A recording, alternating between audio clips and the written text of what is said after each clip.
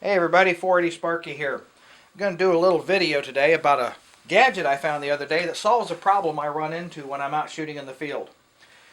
When I go out and take the photographs that I enjoy taking, I generally shoot with a tripod. Yes, I will hand hold the camera when I'm shooting things like sports or candid family get-together shots, but for what I consider my serious work, I'm shooting on a tripod 95% of the time. On occasion, however, I get into a situation where I can't look either in the viewfinder or at the monitor. Either I'm backed up against a physical obstruction, or there's simply nothing behind here like a cliff, or I've got the camera down so low to the ground looking up that I can't physically look in the viewfinder. And I have two choices. Either take a photograph and then move the camera to where I can see in the monitor to chimp the image, and hope that I get the tripod back in the same position, or take the photograph and physically remove the camera, chimp the image, make any changes I think I might need, remount the camera, retake the photograph. Usually I do that with a Nikon infrared remote. I do mirror up remote, so I can push the button once, lock the mirror up, and push it again when I think the camera's steady. And that works well until I get into these kind of situations. Nikon has a solution that is ideal for me. It is the WU1B wireless mobile adapter. Now I know this works with the D600. They make a WU1A, which I think works with the 3000 and 5000 series of Nikon DX formats. But basically what this is a little adapter that plugs into the camera, and to give you an idea of the size of it, there's a quarter. It's about the same size as a quarter. It's a very, very small unit. Turns your camera, or at least my D600, into a wireless hotspot. To use this, you simply plug it into the side of the camera, right into the USB port, and turn your camera on. You also need a smart device. I use an Android Galaxy S2, and I'm going to launch the utility,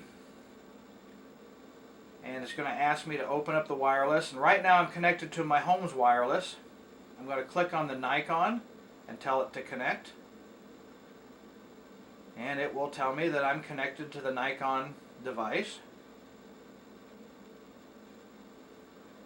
If I can get it to. And I'm going to take photos. Come on.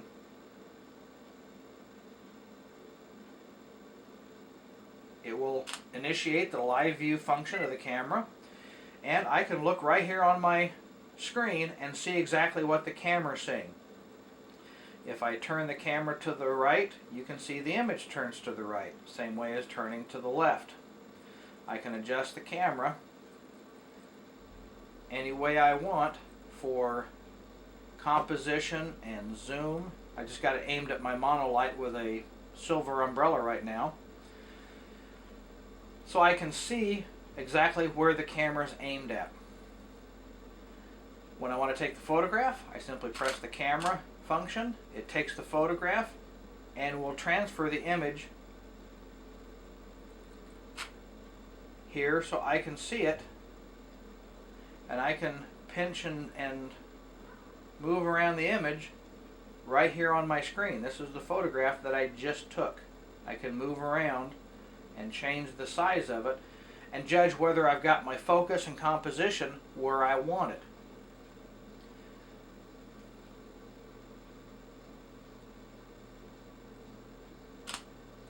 If it isn't what I want, I can adjust right here on the screen.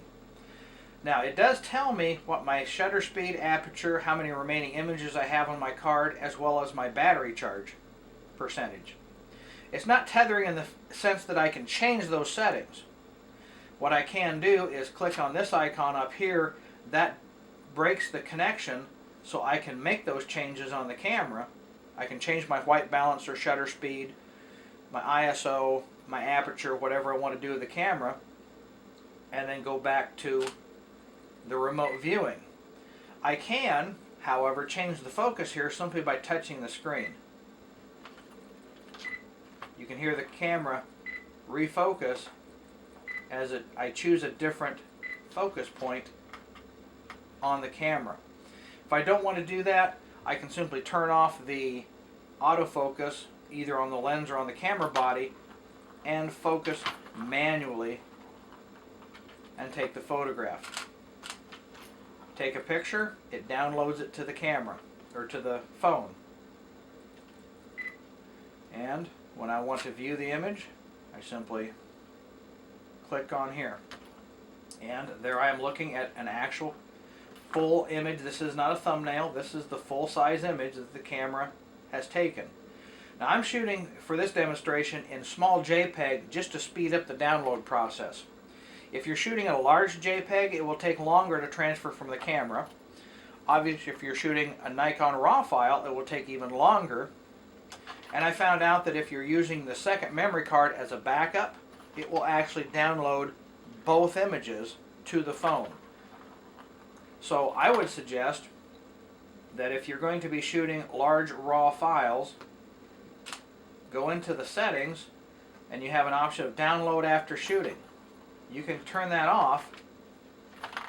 You can still take the photograph, but it won't download the image. This is a very interesting little gadget. I'm a gadget freak. I like little things like this.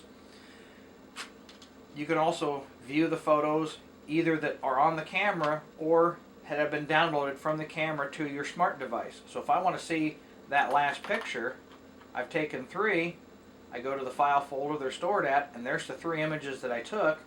I want to look at the third one. There's the third one. If I want to, I can download it to my or to my phone.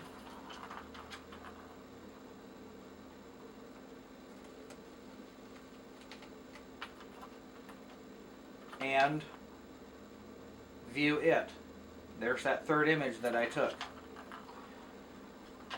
It's not like I say, it's not a tethering device to where you can completely control the camera, but it is a remote viewing system to where you can at least get an idea of where the camera is aimed, what you're focused on, and your composition, so you can adjust your zoom or move the camera however you want.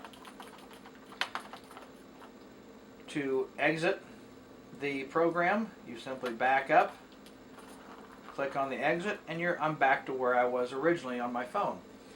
To turn the device off itself, real simple, you turn the camera off and unplug it. There's no batteries in this device to maintain. That's one nice feature about it. There's a couple of other things that I want to go over. First off, this is a very, very small unit. So Nikon has provided you in the package this nice little custom form-fitted case to go in. However, it's still not a very big case. It's got a slot in it here on the one side, so you can put this through the Nikon's factory supplied camera straps. However, I don't use those, and even if I did, I don't know if I'd want to do that, because with this hanging on the strap over the camera and you've got it over your shoulder and you brush against something or someone, I can see that thing popping open, and that thing is so small and light that you never see or hear or feel it fall out, and a half hour later you look down and you've got an open case. May not be the best idea. So my idea was to not only keep it in this case, because I don't want this floating around in my camera bag or my vest or in my backpack, because if you damage this thin metal here, you could ruin it. So I'm not only going to keep it in this little custom form-fit case, but I'm going to go one step further and put it in a 35mm film can, and that's how I'm going to transport it. A couple of other things that are in the package. There's a little cardboard wrapper here that has a couple other things. There is a small strap, and that is designed to go into there is a very, very small place where you can connect this strap, and according to the instructions, you put this through and attach it to the device, and then there is a slot here in the case to where if you have this attached, you can have this here. So Nikon, to prevent the loss of it, you put this on the strap, you hook this to the device, and then you hook the strap through this. So both of them are secured to the strap. Still kind of a cheesy idea. So this is going to get put away into the storage unit in my back of my closet where I keep this stuff. Also included is a warranty card. There's an FCC required statement that this product conforms to wireless regulations. And then there is a instruction manual in about 9 different languages that's bigger than a road map of Texas. I mean, I'm not going to unfold that because I'll never get folded back up. I just went to Nikon's website and downloaded the PDF version of this and put it both on my laptop and my desktop and my smartphone. So all this stuff is just going to go back into the package and get tucked away in my closet for future reference. But anyway, if you ever have come across a need to remotely view your images with your smart device with some Nikon products, you have the ability to do that. This was $60. That's the manufacturer's suggested retail. About everybody that sells them has it for that price. I bought it locally. One word of caution, it doesn't work with all devices and it doesn't work with all carriers.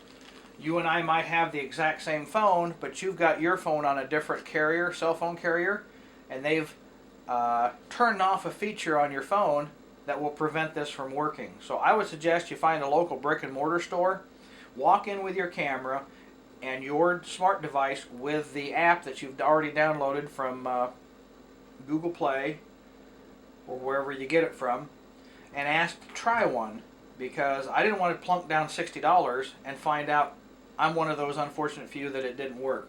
But I was one of the fortunate few, or I should not say few, but the fortunate portion of the people who can use their smartphone with this. $60? That's not that bad of a price. I'm willing to pay it. If it's out of your budget right now, maybe put it on your list for Christmas or your upcoming birthday, and you might get a nice little surprise and addition to your gear. So this is 480 Sparky, my little WU1B video. Go forth and actuate.